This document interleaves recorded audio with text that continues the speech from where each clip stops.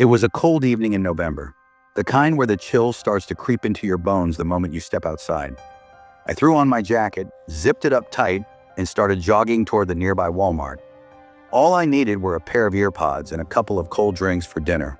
Nothing major, but what I experienced was unexplainable. It was already dark. The air was quiet, too quiet.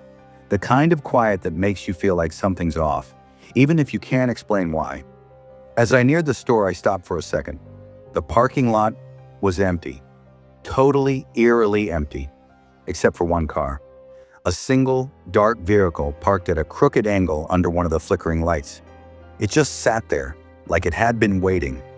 I brushed it off at first, but I couldn't shake the weird feeling that had settled in my chest.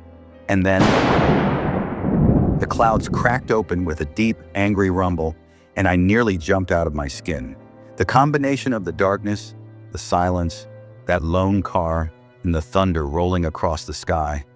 It genuinely felt like I'd walked into a horror movie scene. My heart picked up speed. I tried to laugh it off. Come on, you're 24. This is just a store run. But I couldn't stop looking over my shoulder. I kept feeling like someone was behind me, watching. It's strange, isn't it?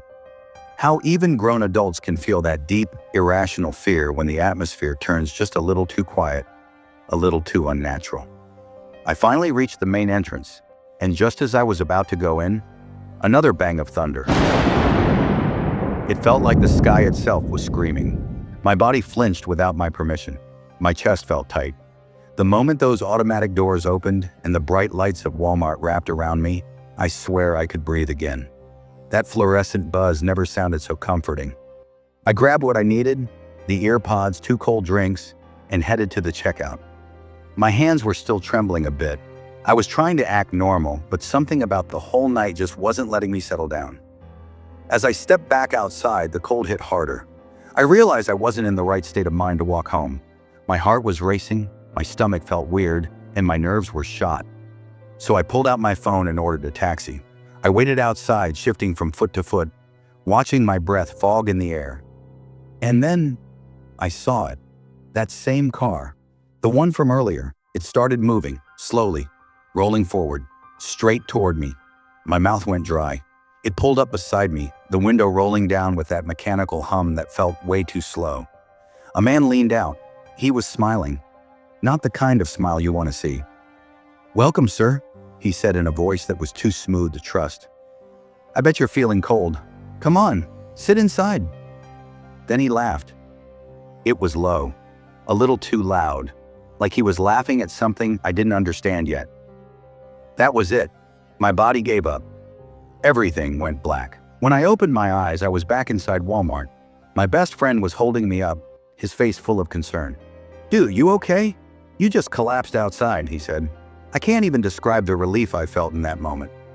Just hearing a familiar voice, someone real, made my heart finally slow down. He stayed with me the whole time. We didn't talk about it much, just went home. But even now, whenever November rolls around, I sometimes think about that night, about that car, about that laugh, and I wonder what would have happened if I'd stepped inside.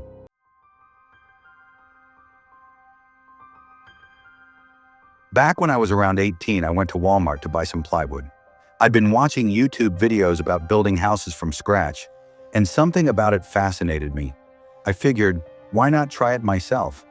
It was one of those hot, noisy afternoons. When I pulled up, the parking lot was packed to the brim. Not a single spot left. It was chaos outside, and inside wasn't much better. Shoppers everywhere, carts clashing, people talking over each other. Still, I made my way in, determined to find the wood section. But something about that day felt off. Almost immediately, I noticed a woman following me. She looked older, maybe in her late 50s, with a heavy build and worn-out clothes. She didn't look at me directly at first, just hovered. Every time I turned down a new aisle, I'd catch her out of the corner of my eye. No matter where I went, she followed. Like the store had turned into a maze and she was the shadow I couldn't lose.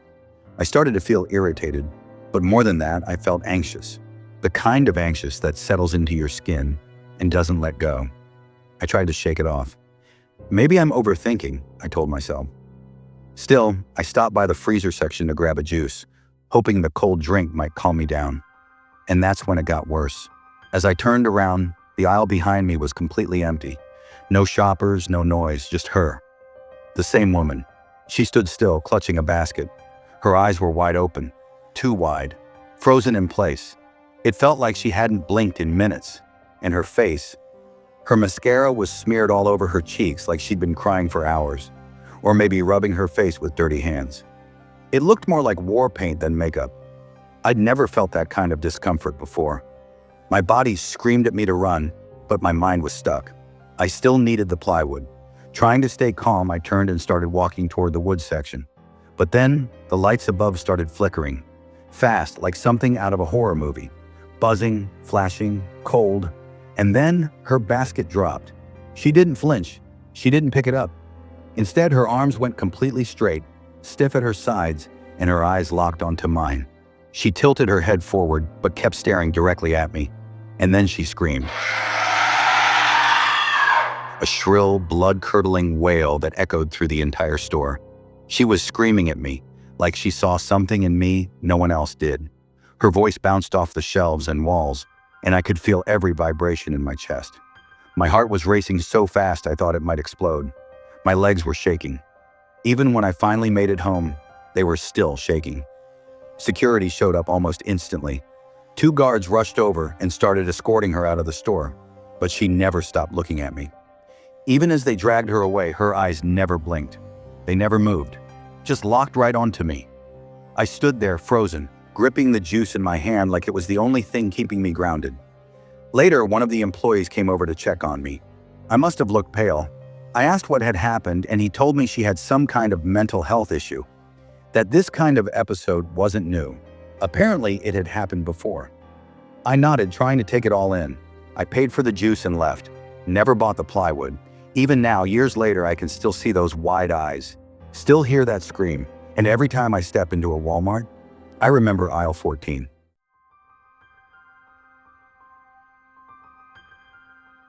My friends and I were prepping for a mountain trip, and we decided to split the grocery list to save time. I headed into Walmart alone, pushing an empty cart toward the food section, while the others scattered in different directions. We were happy for the trip, but what happened made my blood turn cold. It was freezing outside, around 0 degrees. But oddly, the moment I stepped into the produce aisle, I started sweating. I stopped near the watermelons. No one else was around. The background noise of the store had faded somehow, and everything felt still. That's when the thoughts started. Dark ones, heavy ones. What if I fall from the mountain? What if I get injured? What if I die up there, in the cold, alone? I didn't want to think these things, I never did. But it felt like my own mind was working against me, pushing these fears to the front like a cruel joke. I was standing there, holding a watermelon, but my chest felt tight, my head dizzy. The coldness of the fruit in my hands didn't match the sweat running down my back. It felt like July in my body, even though it was winter outside. I forced myself to put the watermelon in the cart and pushed it forward, but I had no idea where I was going. Vertigo hit me hard. The shelves swayed. The lights felt too bright. I ended up near the milk section and reached out, grabbing a carton just to ground myself. Something to hold. But I wasn't just holding it. I was gripping it, hard. And for some strange reason, part of me wanted to crush it. Just burst it open. There was this fury building in my chest. This frustration that had no name. My intrusive thoughts were loud now, screaming. I couldn't even tell what was real anymore. I snapped the fridge shut and walked quickly, almost blindly, toward the knife section. I don't know what I was thinking, or maybe I do, and I just don't want to admit it. I picked up one of the knives, but not by the handle, by the blade. It cut me, just a scratch. But I didn't flinch. I didn't even blink. I stared at the thin line of red starting to form on my skin, but it didn't feel like it belonged to me. And then I heard it. A voice, not out loud at first, more like a whisper echoing inside my head. I couldn't make out what it was saying, like trying to catch words underwater. Everything felt like a dream, or a hallucination, or both. Until a man appeared beside me. He was wearing a hoodie, standing so still I hadn't noticed him at all until he spoke. And what he said stopped my heart cold. Don't overthink. It can make you fall off mountains. My blood ran ice cold. How the hell did he know? I slowly turned to look at him. His face, it was burned, melted, twisted like acid had eaten away the skin and left something not quite human. And he smiled, not with his mouth, that was barely there, but with his eyes. It was a smile you don't forget. Then just like that, he turned and walked out of the store. And suddenly, the tension snapped. I could breathe again. The lights stopped flickering in my head. The world slowly came back into focus. I looked down at the knife in my hand, dropped it, and backed away. I picked up the items I needed and went to find my friends. I told them everything, every single detail. Even they were stunned. They didn't laugh. They didn't call me dramatic. They just looked at me, confused, a little creeped out, and maybe even worried. I don't know who that man was, or how he knew what was happening in my head.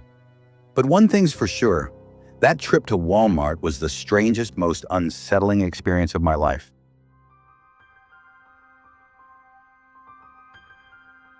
Everyone talks about the front of Walmart, the bright lights, the constant noise, the endless shelves of everyday life. But no one ever talks about the back door. Every Walmart has one, sometimes two. It's the place where supply trucks drop off pallets of food, electronics, or random clearance bins. Most people don't care. But my friends and I, we weren't most people. We were curious, restless, maybe even a little stupid. It started with a plan to shoot a vlog, a late-night Walmart exploration type of thing. Nothing illegal, just edgy enough to get clicks. We weren't expecting anything dangerous, maybe a janitor yelling at us tops. That night we parked a few blocks away to avoid suspicion and made our way to the back of the store. It was close to midnight. The whole area was dimly lit, except for the loading bay. Two big trucks were parked there, their rear doors wide open, workers hauling crates in and out under flickering sodium lights. We crouched in the shadows near the dumpster, filming short clips on our phones, whispering jokes to each other about becoming famous for sneaking into the Walmart no one dares enter. That's when the dogs noticed us. Police dogs, 4 of them. I have no idea why they were stationed there, or what they were even doing behind a retail store. But the second one of them barked, they all turned and charged. We panicked. Behind the Walmart was a narrow service trail, and just beyond that, thick woods. A dense, cold patch of forest we'd never even noticed on Google Maps. We ran. Branches slapped our faces. Thorns tore at our jeans. The dogs were close. You could hear their claws tearing at the frozen dirt, their growls growing louder. We had no plan, just instinct. That's when we saw it. A giant tree wide as a car, its base covered in brush and vines. We scrambled up without thinking. My palms slipped on wet bark, but adrenaline pushed me higher. From the tree, we could see them. Officers and handlers with flashlights combing through the area below. The dogs were circling the tree, noses in the air, whining. I pressed my back against the bark, trying not to breathe. Leaves crunched softly below. One of my friends, Liam, was shaking so badly the branch beneath him creaked like it might snap. That's when I saw it. Just to the left of the tree, not more than 2 feet away from the lowest branch, a snake. It was long, black, and absolutely still, except for its tongue, flicking in and out like it was tasting our fear. But the weird part? The dogs didn't notice it. They circled right past it. The officers too. They didn't even glance in its direction. And then the helicopters came. No joke. 2 of them, low flying, with searchlights scanning the trees. This wasn't some casual response to trespassing. This was something else. Something organized. What the hell was back there? Suddenly my phone buzzed. A silent notification. I opened it. A message from an unknown number. You shouldn't have tried to enter. My throat went dry. I showed it to Liam. He stared at it like it was a death sentence. That was when things got worse. The woods changed. I don't know how to explain it. The air got heavier, colder. The insects stopped buzzing. The leaves stopped rustling. Time seemed to slow, like everything was stuck in a thick dream. The snake below us slithered into the darkness, but not before turning its head. I swear it looked at me, like it knew me. Then it vanished into the brush. After what felt like hours, the dogs were called off. The flashlights disappeared. The helicopters peeled away. But we didn't move. We stayed in that tree for nearly an hour, completely silent. Eventually, we climbed down and ran until we found the road. When we finally got back to the car, the lock was broken and all of our backpacks were missing, except the phones which we'd had on us. But the footage, gone. Every clip, every photo, deleted. And on every phone, the same text message remained. The back door isn't for you. We never spoke about it publicly. No vlog, no online clout, just silence. A few of us tried to laugh it off in the weeks that followed. But one night, Liam texted me again. He said he'd had a dream. In it, he was standing behind Walmart. Only this time, there was no store, just a massive black door in the middle of the forest. And it was open.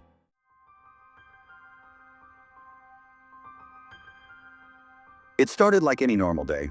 My brother and I had just moved into our new place and needed a mattress. Nothing fancy, just something decent to get us off the floor. So we headed to Walmart. It was late afternoon, not too crowded. The store had that weird quiet that big stores sometimes get, like the building itself is holding its breath. We walked past the groceries and electronics, into the back section where they keep the furniture and big items. The shelves there are tall, towering really, stacked with bulky boxes, rolled mattresses, and wrapped up bed frames. The lighting felt a bit dimmer there, more yellow than white. I shrugged it off. Just old lights, I figured. As we moved down one of the long aisles, I started to feel strange. It's hard to describe. Like someone was watching me, but no one was there. I tried to ignore it, told myself I was being paranoid, but the feeling didn't go away. If anything, it got stronger. Then I saw it, out of the corner of my eye, just for a second. A shadow. It wasn't shaped like a person. It was lowered to the ground like something crawling. But when I turned my head, there was nothing there. Just shelves and silence. I looked at my brother. He was staring straight ahead, his face stiff. I didn't even have to ask if he saw it too. Before we could say anything, something heavy crashed to the floor a few feet in front of us. A mattress. One of the big ones from the top shelf. It fell so hard it made the ground shake a little. We jumped back instinctively. There was no one else in the aisle. No employees, no customers. No one around to accidentally knock it down. "What the hell?" my brother said, his voice barely above a whisper. "I don't know," I replied, trying to keep calm, but my hands were shaking. We both looked up. The shelf above was still full of mattresses, tightly packed and wrapped in plastic. There was no reason one should have just fallen. Then he said something that made my blood run cold. I saw it too, that shadow thing. We stood there for a moment, staring at the fallen mattress, then at the space around us. There was nothing there. No sound. Not even the usual store music or the distant beep of checkouts. The silence pressed in like a weight. I turned slowly and looked down the aisle. For just a second, I saw movement again. Something slipping between two racks at the far end. Too fast to focus on, but definitely there. That was enough for us. We didn't wait around to figure it out. We left the mattress where it fell and backed out of the aisle. Even as we walked away, I felt like something was still behind us, watching. When we got to the front of the store, the normal sounds came back. The hum of carts, the beep of scanners, the chatter of people. It felt safe again, but we didn't buy anything. We just left. Later that night, I kept thinking about what happened, trying to explain it. Maybe it was just a weird trick of the light. Maybe the mattress wasn't placed properly. But no matter how I tried to reason it out, one thing stayed with me. That feeling. The cold, crawling feeling that something else was in that aisle with us. Something that didn't want us there. And the worst part, that shadow. It didn't have eyes, but I swear it was looking right at me.